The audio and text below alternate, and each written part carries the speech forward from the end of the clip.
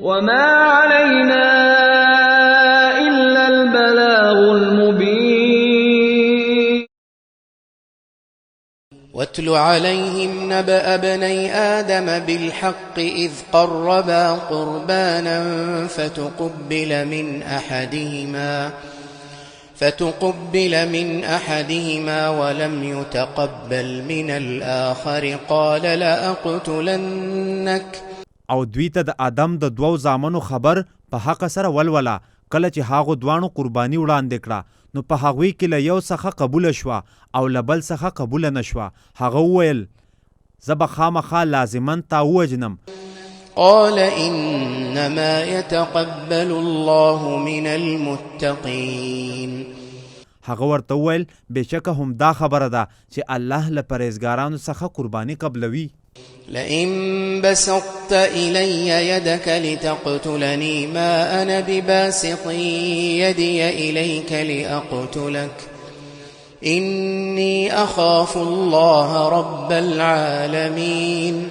کچېرې ته زما د وجلو لپاره خپل لاس راوګد کړې نو زه خپل لاس تا د وجلو لپاره تا ته نه دروږدوم. بېشکه زه له الله رب العالمین څخه ویرېږم. إني أريد أن تبوء بإثمي وإثمك فتكون من أصحاب النار وذلك جزاء الظالمين. بېشکه زه غواړم چې ته زما د وجلو په ګناه باندې او په خپلې مخکینی ګناه باندې اخته شي بیا چې د دوزخ په ملګرو کې شي او دا د ظالمانو جزا ده. فطوعت له نفسه قتل أخيه فقتله فأصبح من الخاسرين. نو هغه ته خپل نفس د خپل ورور وجل ښکلي او آسان کړل نو هغه یې قتل کړ نو شو له تاوانیانو نه. فبعث الله غرابا يبحث في الأرض ليريه كيف يواري سوءة أخيه. نو الله یو کارغه راولېږه چې ځمکه یې کنستله د دې لپاره چې هغه قاتل ته وښیي چې څنګه هغه د خپل ورور جوسا یعنی کالبوت پټ کړي. قال يا ويلتى أعجزت أن أكون مثل هذا الغراب فأواري سوءة أخي فأصبح من النادمين. هغه وویل هی افسوس آیا زه د دې کارغه په شان له کېدو نه هم عاجز شوم چې د خپل ورور جوسه مې پټه کړې وې نو له پښیمانه کېدونکو څخه شو. من أجل ذلك كتبنا على بني إسرائيل أنه من قتل نفسا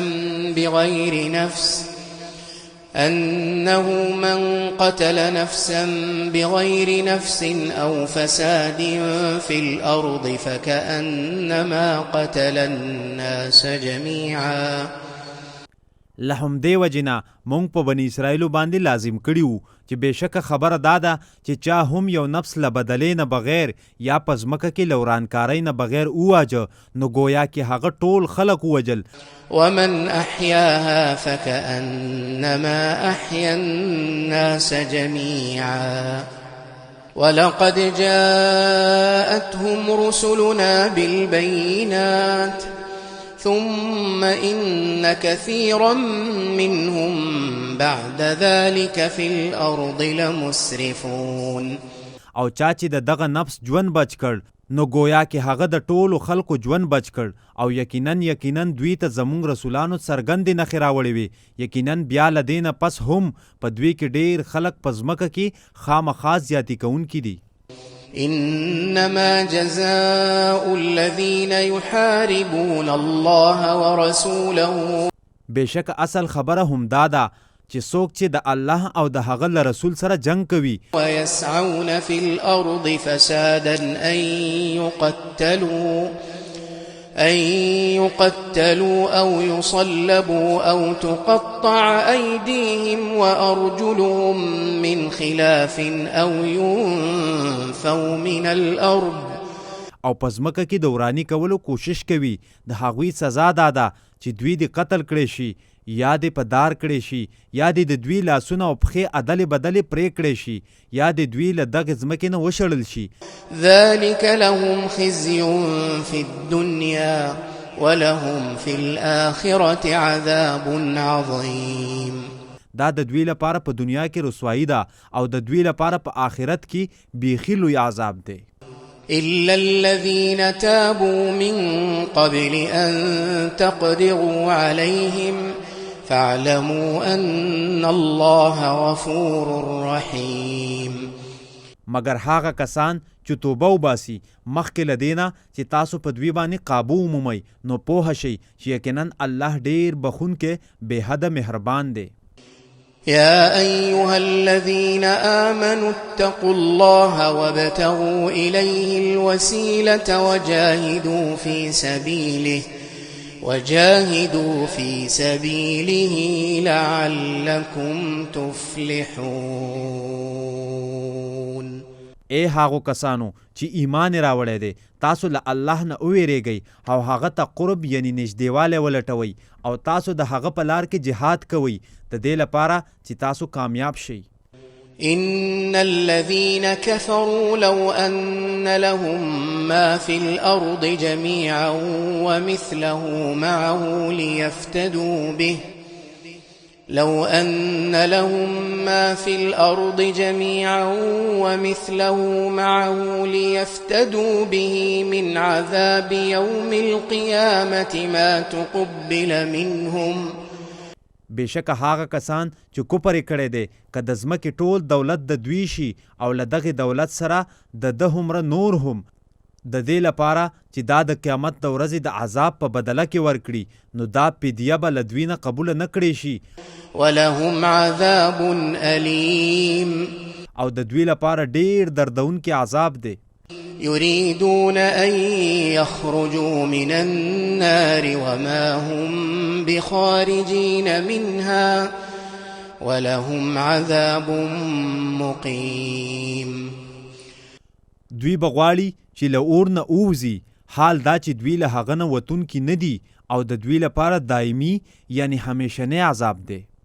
والسارق والسارقة فاقطعوا أيديهما جزاء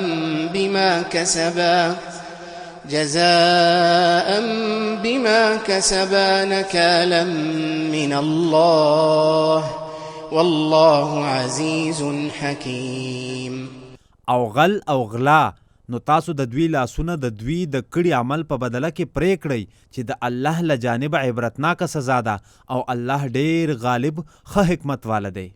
فمن تاب من بعد ظلمه وأصلح فإن الله يتوب عليه إن الله غفور رحيم.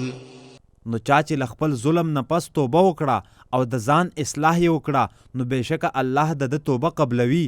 بېشکه الله ډېر بخونکی بېحده مهربان دی. ألم تعلم أن الله له ملك السماوات والأرض يعذب من يشاء ويغفر لمن يشاء والله على كل شيء قدير.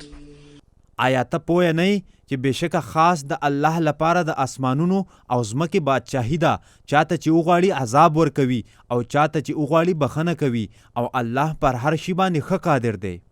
يا أيها الرسول لا يحزنك الذين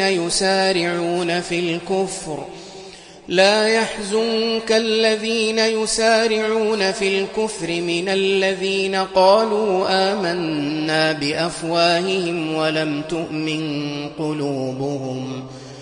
اے رسولا، تا د هغه کسان غمجن نه کړي چې په کفر کې له یو بل نه تلوار کوي، له هغو خلکو څخه چې په خپلو خلو وایي چې موږ ایمان راوړی دی، حال دا چې د دوی زړونو ایمان نه دی راوړی.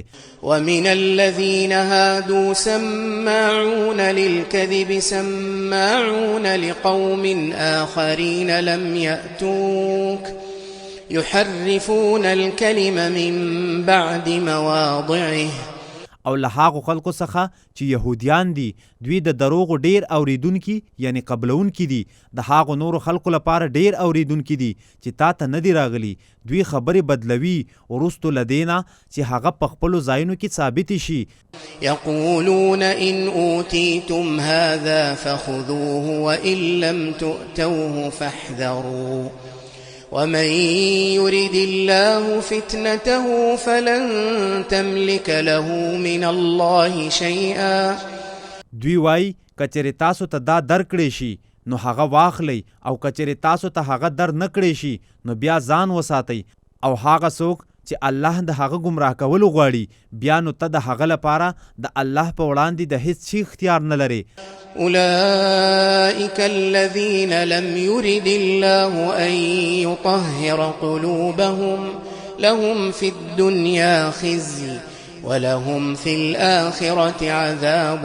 عظيم دا هغه کسان دي چې الله د دوی د زړونو د پاکولو اراده نه ده کړې د هم دوی لپاره په دنیا کې رسوایی ده او د هم دوی لپاره په آخرت کې بیخي لوی عذاب دی سماعون للكذب أكالون للسحت فإن جاءوك فاحكم بينهم أو أعرض عنهم دوی د دروغو ډیر اوریدونکي دي او د حرامو ډیر خوړونکي دي نو کچېرې دوی تا ته راشي نو ته د دوی په منځ کې فیصله وکړه یا له دوی نه مخ واړوه وإن تعرض عنهم فلن يضروك شيئا وإن حكمت فاحكم بينهم بالقسط إن الله يحب المقسطين او کچېرې ته له دوی نه مخ واړوې نو دوی به تا ته هیڅ کله هم هیڅ شی ضرر در ونه رسولی شي او کچېرې ته فیصله کوې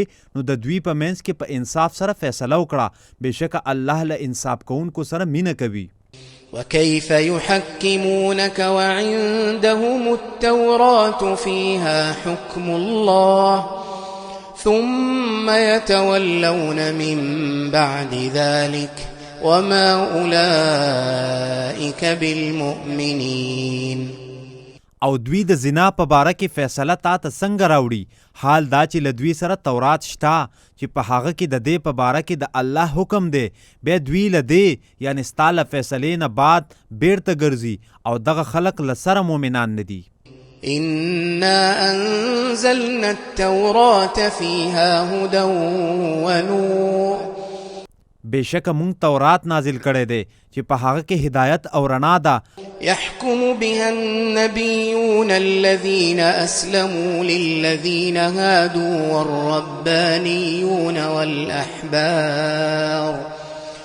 والربانيون والأحبار بما استحفظوا من كتاب الله وكانوا عليه شهداء په ده سره به نبیانو چې حکم منونکي وو د یهودیانو لپاره فیصلې کولې او الهي خلکو او عالمانو به هم فیصلې کولې ځکه چې دوی د الله د کتاب ساتونکي ګرځول شوي وو او دوی په ده باندې ګواهان وو فلا تخشوا الناس واخشون ولا تشتروا بآياتي ثمنا قليلا ومن لم يحكم بما أنزل الله فأولئك هم الكافرون نو تاسو له خلقو نه مه ویریږئ او له ما نه ویریږئ او زما د آیاتونو په بدل کې لږ قیمت ماخلی او چا چې د الله په نازل کړي کتاب او قانون باندې فیصله ونه کړه نو همدغه خلق کافران دي وكتبنا عليهم فيها أن النفس بالنفس والعين بالعين والأنف بالأنف والأذن بالأذن والسن بالسن والجروح قصاص او مونږ په دوی باندې په دې تورات کې فرض کړي وو چې بېشکه ځان د ځان په بدله کې دی او سترګه د سترګې په بدله کې او پوزه د پوزې په بدله کې او غوږ د غوږ په بدله کې او غاښ د غاښ په بدله کې دی او زخمونه هم قصاص یعنی برابر دي فمن تصدق به فهو كفارة له ومن لم يحكم بما أنزل الله فأولئك هم الظالمون. نو چا چې د دې قصاص معافي وکړه نو دا د دغه مجرم لپاره کفاره ده، یعنی په دې سره له دې ګناه څخه پاکیږي. او چا چې د الله په نازل کړي کتاب او قانون باندې فیصله ونه کړه نو هم دغه خلق ظالمان دي. وقفينا على آثارهم بعيسى ابن مريم مصدقا لما بين يديه من التوراة. او مونږ په هغوی پسې د دوی په نښو باندې د مریم زوی عیسی ولیږه چې له دنه د وړاندې کتاب تورات تصدیق کوونکی و.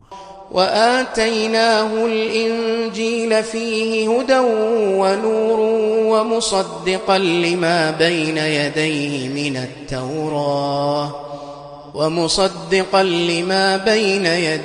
من التوراة وهدى وموعظة للمتقين. او مونږ هغه ته انجیل ورکړ چې په هغه کې هدایت او رڼا وه او چې له دنه د مخکې کتاب تورات تصدیق کوونکی و او د پرهیزګارانو لپاره هدایت او نصیحت و.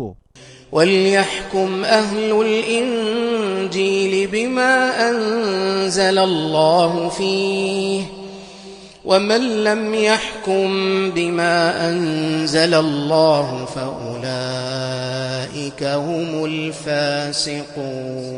الفاسقون. او لازم ده چې انجیل والده فیصله وکړي په هغه څه چې الله په دې انجیل کې نازل کړي دي چې د قرآن او محمد صلی الله علیه و آله وسلم تصدیق دی.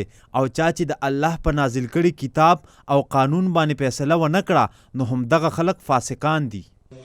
وأنزلنا إليك الكتاب بالحق مصدقا لما بين يديه من الكتاب ومهيمنا عليه. او اے نبی مونږ تا ته کتاب په حق سره نازل کړی دی چې د هغو کتابونو تصدیق کوونکی دی چې له دنه مخکې دي او د هغوی محافظ دی. فاحكم بينهم بما أنزل الله ولا تتبع أهواءهم عما جاءك من الحق لكل جعلنا منكم شرعة ومنهاجا. نو ته د دوی په منځ کې فیصله وکړه په هغه څه سره چې الله نازل کړي دي او ته د دوی د خواهشاتو پیروي مه کوه چې هغه حق پرېږدې چې تا ته راغلی دی. موږ په تاسو کې د هر یو لپاره یو دستور او لاره مقرر کړې ده. ولو شاء الله لجعلكم أمة واحدة ولكن ليبلوكم فيما آتاكم.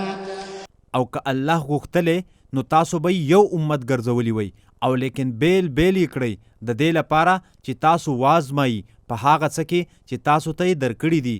فاستبقوا الخيرات إلى الله مرجعكم جميعا فينبئكم بما كنتم فيه تختلفون.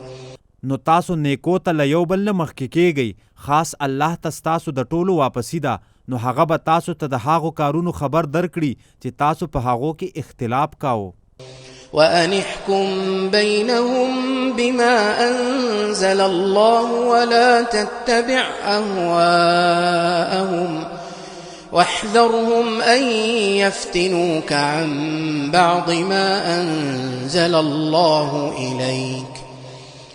او دا چې ته د دوی په منځ کې فیصله کوه په هغه څه سره چې الله نازل کړي دي او ته د دوی د خواهشاتو پیروي مه کوه او ته له دوی نه محتاط اوسه، هسې نه چې دوی تا له ځینو حکمونو نه واړوي چې تا ته الله نازل کړي دي. فإن تولوا فاعلم أنما يريد الله أن يصيبهم ببعض ذنوبهم وإن كثيرا من الناس لفاسقون.